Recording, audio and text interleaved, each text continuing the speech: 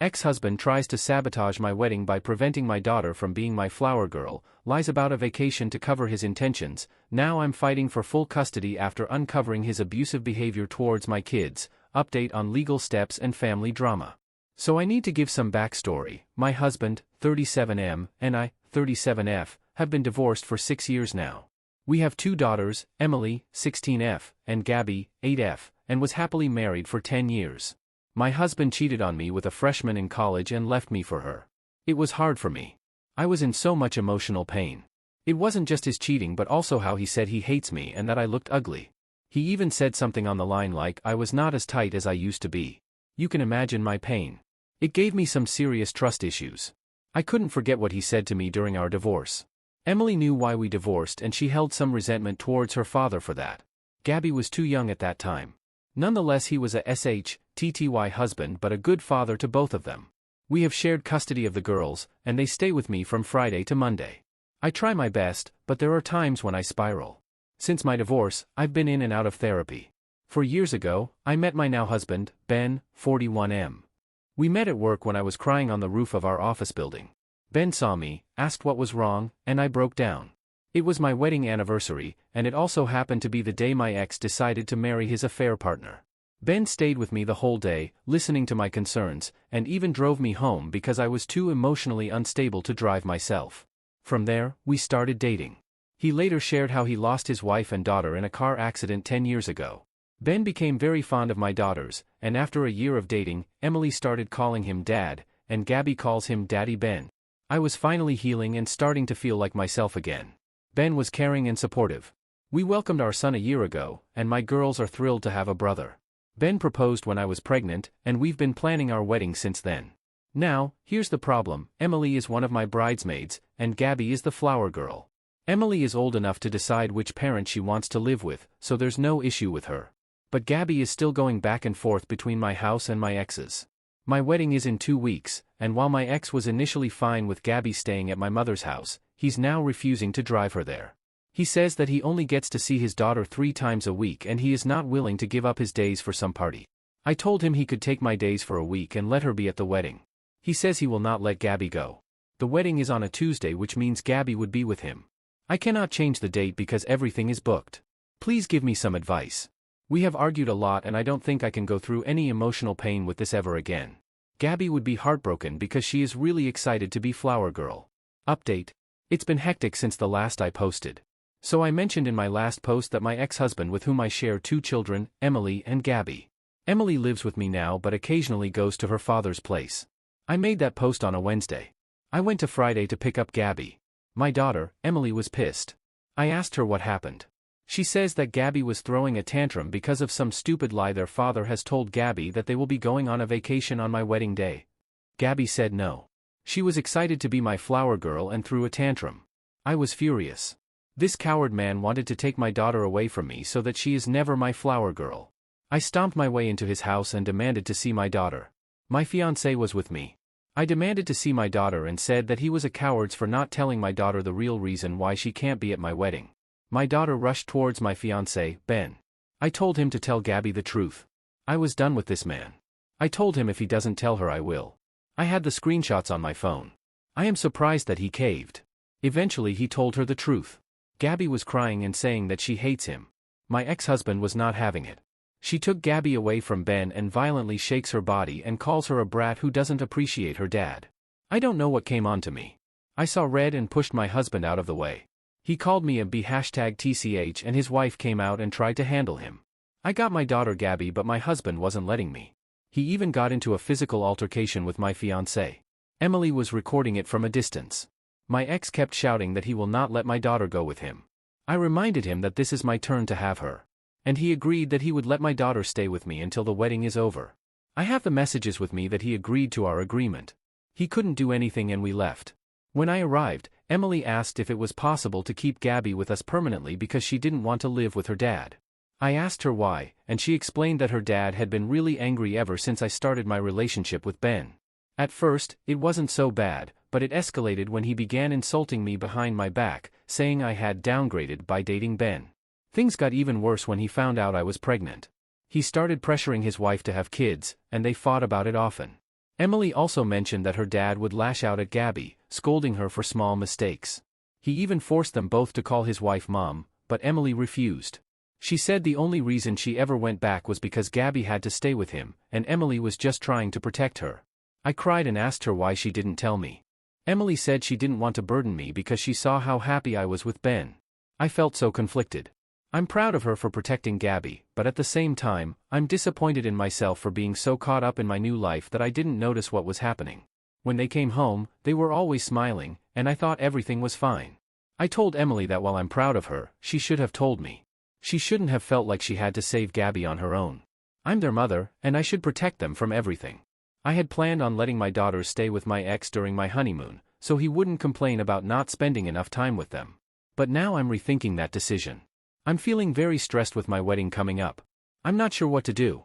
Any advice? Update. I took your advice and filed for emergency custody.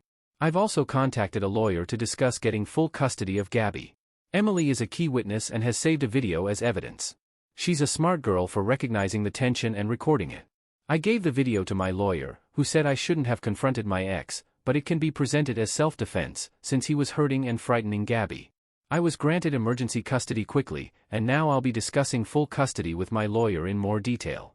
With the video evidence and Emily's statement, I have a strong case, but I know my ex will fight this. But I won't give up either. I've postponed my honeymoon until this situation is resolved. Even though this whole week has been stressful for me and everyone, I managed to cheer up Gabby. My family was really supportive. We did have a wedding. But I felt like some of the joy was stripped away from us because of this whole drama with my ex. But nonetheless, I felt really special on that day. My first marriage was rushed because I got pregnant. But this one felt right. I got to wear a gown and walk down the aisle. My daughters also enjoyed it a lot. I was glad my now husband, Ben, was there with me. I always had this insecurity in me that no man would want to be with me because I have so much baggage, but he stuck with me in my worst. As for my ex, he is lost cause. He has been sending me and my husband some hateful messages. He has been bad-mouthing me. We blocked him. 2 days before my wedding, my ex-in-laws had a chat with me. My ex-MIL wanted me to drop the case and not take their grandkids away from their father. But I am glad ex-FIL stuck with me. He said that his own son is a danger to himself and his kids. He should not be allowed kids at all. My ex-MIL tried to argue, but ex-FIL shouted at her, "Do you care more about your pathetic son or the safety of your grandkids? At least someone gets it." And then there is my ex's wife, who has moved out of his house because she said, and I quote, "I am too good to be a stepmom of some ungrateful brats." I mean, she is still in her 20s, so I get her in some way. Also, some of you have asked why I booked a day that clashes with my custody date. Well, the venue we wanted was available on that day only. We already postponed our wedding once due to my pregnancy, so we took it. Also, I didn't think my ex would go bonkers over it. Because when he got married to his mistress, he took our girls out of the state for 2 weeks because he wanted a destination wedding. And I checked with him numerous times before making the decision. He was fine with it until 2 weeks before the wedding. I have no idea why he was acting like it. And I know people have called me a bad mother for not noticing it earlier. I have no excuse for that. I know I have been consumed so much in my own world that I didn't thoroughly check with my girls. My kids shouldn't feel like them sharing their problems will hamper my life because their problem is my problem. I said sorry to both Emily and Gabby for it. They were kind enough to forgive me. But I will always have this guilt that I didn't see it first. Second story. Ex-wife reached out after years, trying to reconnect. Am I wrong for not wanting to meet her and move on for good? I know you're gonna say it's fake and that you saw this Hallmark Christmas movie, and I'm right there with you. Honestly, I wouldn't believe it either if it didn't happen to me. So, if you can't believe it, then just pretend and give me advice anyway, like I'm a real person. Because I am. I, 32M, met Sarah, 30F, in grade school in our small town. She was my first everything, girlfriend, love, and eventually wife.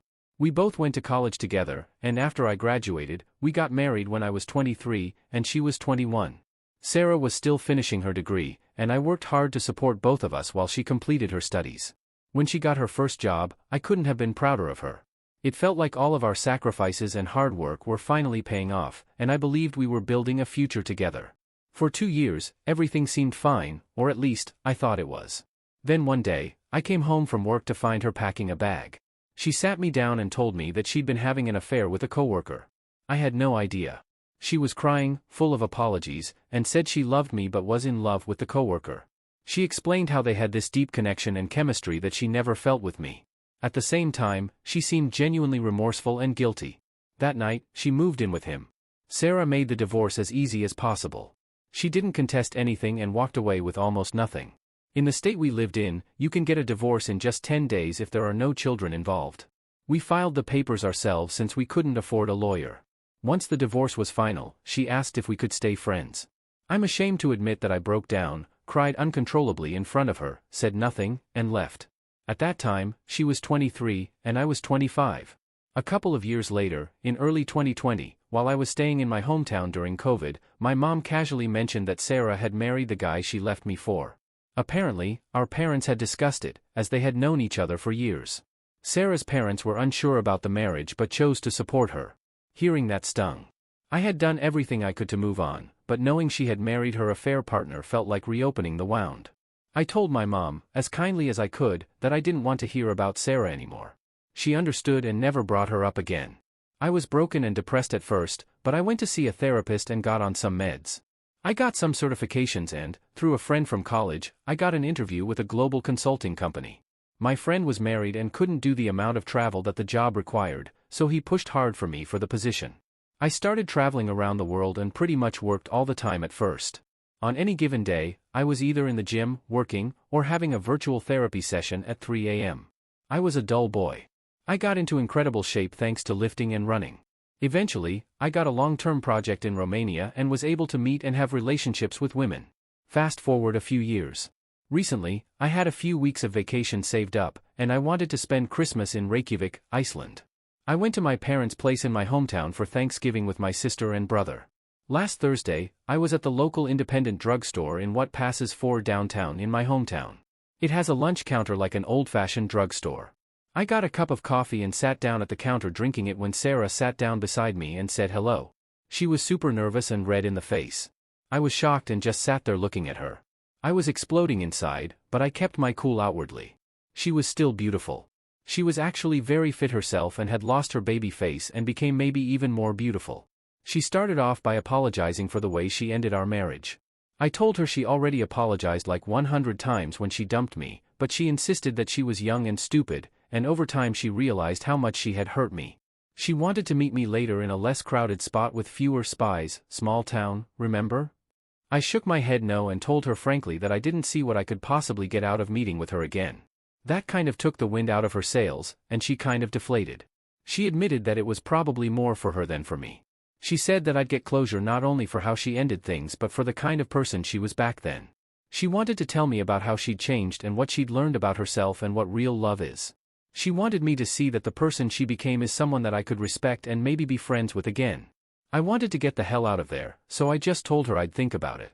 She gave me her number, and I went home. Apparently, my mother and sister had already heard about it from Sarah's mom. So I'm a big dumb victim of some kind of big dumb Hallmark Christmas movie hit job. My sister, 29F, and mom, 55F, told me that they kept up with Sarah since our divorce and they know that she's changed and that I should hear her out. My dad, 56M, just shook his head and walked off. My brother, 22M, thought all of this was hilarious. I asked if he wanted to chime in, and he just shrugged his shoulders and said that since Sarah and I knew each other from when we were kids, I should at least hear her out just to keep the peace between our families since we live in a small town. Personally, I think her family would be hurt if I didn't at least have a conversation with her. I know she's living with her parents now, so it looks like her life has fallen apart.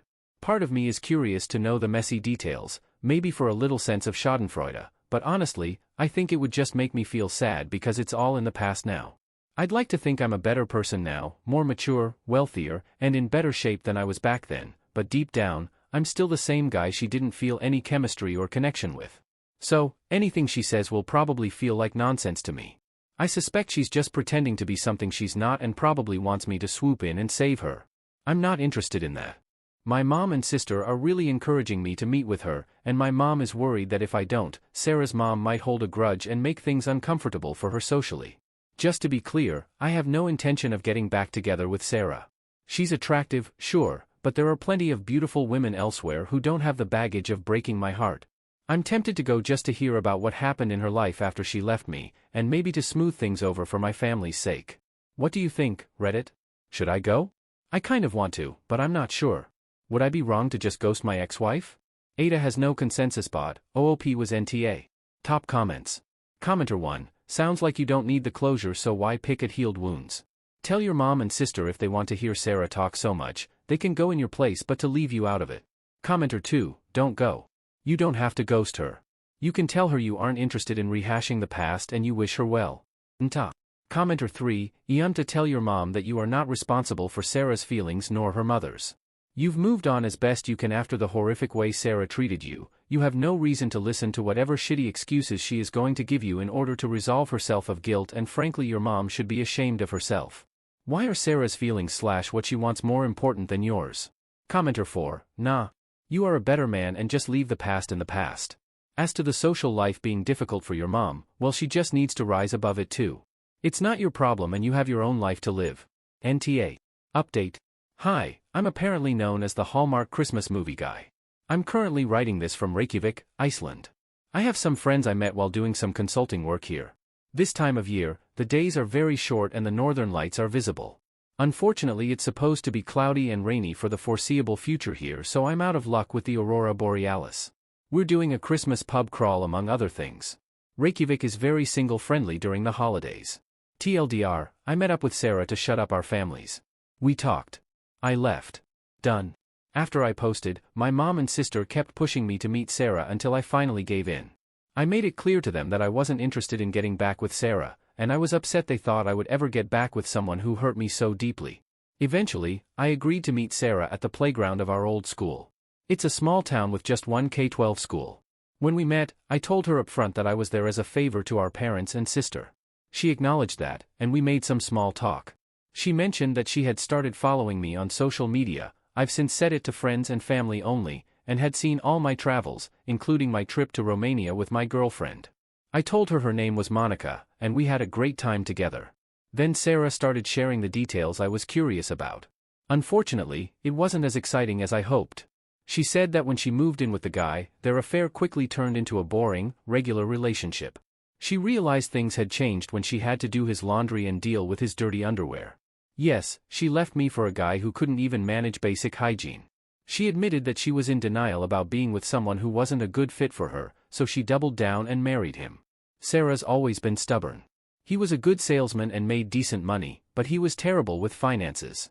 They fought a lot about money and household chores, and eventually, she caught him cheating with a coworker. She left him with a ruined credit score. At the time, she was pregnant with his child and had an abortion, which no one in our families knows about. Now she's living with her parents and working at the same feed store her dad works at. She said she wanted to reconnect with me due to the fact that we were childhood friends and had been each other's best friends for 17 years and she missed me. She started on about how much therapy she'd been through and that she is a completely different person now. She wants me to know how much she cares about me and that girl I was best friends with is still there and blah blah blah. I can't even write this manipulative SHT out anymore. I guess I'm not a nice guy anymore. I didn't want to start any kind of beef with her family and mine, so I just told her that I had also changed since she dumped me. I told her that when I touch something and get burned, I don't touch it anymore. I told her it's great that she worked on herself, but some new guy, idiot, will have to benefit from that. When I look at her, all I see is her crying, telling me she's leaving me holding a proverbial knife with my blood all over it. In my mind, she's a person who says, "Honey, I love you, but I also love stab bin." No thank you, ma'am. I told her that if we got together, the resentment would make me treat her like crap all the time and she didn't want or deserve that. I told her good luck in her future endeavors and I hope she keeps up with her changes and that I had to leave to go to Iceland for Christmas. Yes, I was bragging. She was tearing up and trying not to let me see her cry and I pretended not to notice. Dad was disappointed I caved to mom and sister. He made it like I failed the test of manhood. I told my mom and sister not to expect any wedding bells or grandchildren/nephews anytime soon. My brother called me a simp and so I had to wrestle him. He got me in a headlock. The guy's getting too big and I held back too much. I left for Iceland the next day and I'm there until the new year. I'm headed to Budapest for a follow-up project. Sarah is not invited. Top comments. Commenter 1, good for you not letting her come back into your life. Commenter 2, your dad and brother are right. It's amazing the lack of empathy your mother and sister have towards you. They both suck. Oop. Okay, Hallmark Christmas movie guy chiming in. I get it. You don't think I'm real or I'm ChatGPT. Beep boop. I wrote all of this down ahead of time, so I'll have to separate it out in multiple comments probably. One guy in the comments said you should all take a shot when I mention small town. Funny. Go ahead. I just wanted to address how I've been characterized by people because I don't want any misconceptions. First of all, I'm not a passport bro. Iceland, where I am now, is a westernized country and most if not all of the women here would proudly characterize themselves as feminists. As I understand it, feminists are passport bro kryptonite. I'm staying here with friends, shout out to Safan and Maria, so I'm not spending money on hotels. I'm spending time with friends I made while working here. Icelandic people are friendly AF if you get to know them and I have to practically beg and plead to pick up a tab when I'm with them. You guys have correctly guessed that my small town, Drink, is in Oklahoma. That's about as much doxing as I'm comfortable with. I guess I made it sound like I'm walking around Eastern Europe shirtless, acting like some sort of stud, but that's far from the truth. Henry Cavill and Chris Hemsworth aren't competing for my attention. Honestly, I'm just average looking at best. I got in great shape because my confidence was rock bottom after my divorce. I was depressed, antisocial, and didn't have much going on.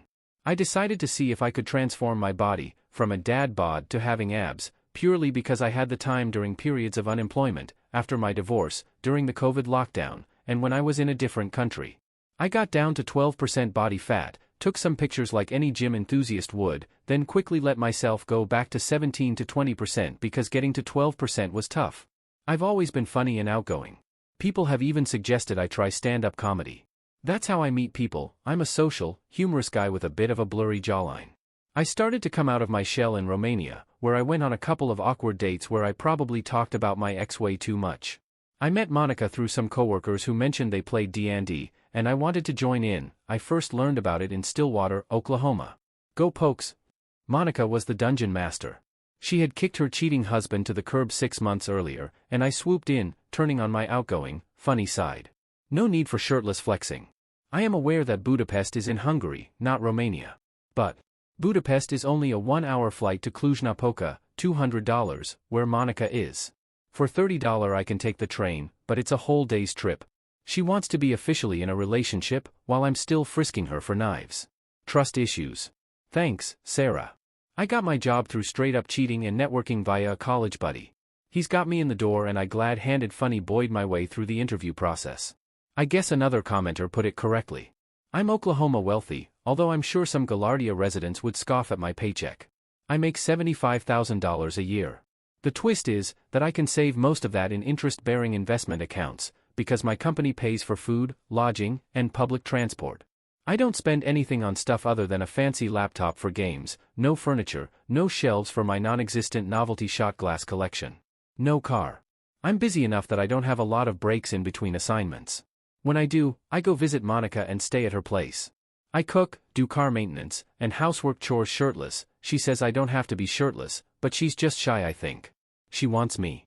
I get health insurance through Cigna Global, whose contract stipulates that all doctors' offices come equipped with whiskey, a rusty hacksaw, and leeches. I have lived in nice hotels, briefly, but mostly in IKEA-cloned apartments that the company has just for that purpose. I have a daily per diem which barely pays for all of the sweet Hakarl and Pifty I can choke down my Oklahoma gullet. I fly coach on whatever local cattle car limps through the sky. My G700 is perpetually in the shop. I flew to Iceland next to a guy who took off his shoes and socks and has feet that look like they swoop out of the forest canopy to grasp prey, so it's not exactly a glamorous life I'm leading here. As far as Sarah goes, she still occupies far too much time in my brain because I can honestly say I hate her. It took a lot of therapy to get to that point and I guess I have a lot more therapy to go to where I feel indifference. Yes, she was crying but she seems to have forgotten that I knew her for 17 years before she dumped me and I know her fake manipulative crying from her actual tears. It pisses me off that she tried to pull that shit on me, frankly. Did she want the big jacked passport bro to whisk her away to stay at the Ritz in Paris? Maybe? We didn't get that far and that ain't me. If she were living a rich wonderful fancy life with Professor Soggy Britches in a fancy mansion filled with bathrooms of unused toilet paper, I wouldn't be writing this post, would I? She was my sister's best friend when we were growing up, and since my sister followed me around, Sarah did too. We were both into fantasy and sci-fi books, and I loved her so much it hurt. The last time I saw her, her goal was to become friends again. Did she want more than that? Honestly, I don't care. The person she is now feels like a complete stranger to me. She's a shadow of the Sarah I used to know and care about. Now, she's just a used-up version of what I once called honey. If that makes me a misogynist, then so be it. As for the skid marks, Sarah called them filthy underwear. I use the term skid marks because it makes me laugh. The guy I imagine her leaving me for, I'll call him Scott, after toilet paper, is some greasy, swarthy guy with a pencil mustache, cluelessly reading the instructions on a pack of Charmin. I don't know what he really looks like, and frankly, I don't care. As for what he's doing now, I picture him with some naive 23-year-old who's taking care of him, while he obsessively reads reviews for bidets online. My mom and sister know they're on my bad side now. I didn't make it clear in my post, but I've told them that bringing up Sarah again will seriously affect our relationship. My sister just wanted to relive the good times with me and Sarah, but I've tried explaining to her that the Sarah we once knew is gone, or maybe she never even existed. My mom always treated Sarah like a daughter and has known her since birth. There's also tension between her and Sarah's mom since Sarah brought her new boyfriend to a holiday dinner. My mom just wants her best friend back. They'll have to sort it out on their own. I think I did them a favor by not telling Sarah exactly how I feel. That's as generous as I'm willing to be. As far as my version of small town, drink, life goes. I probably should have used a generic name like Bob's Drugs instead of Independent Drugstore. I done been citified in my time away. Yes, there's a lunch counter. The minister of the Baptist church uses it as a way honing his barbecue skills and talking to people about Big G. The food is not great. There's a reason I was only drinking coffee. It wasn't fancy burned up city coffee, it was Falgiers. We have to drive an hour to get to the nearest Brahms. If your small town, drink, life differs from my small town, drink, life, then fine. In my small town, drink, when you take a shit, everyone knows what color it is. It's both comforting and terrifying. The school we attended is actually in a nearby town and not our town. We're tiny.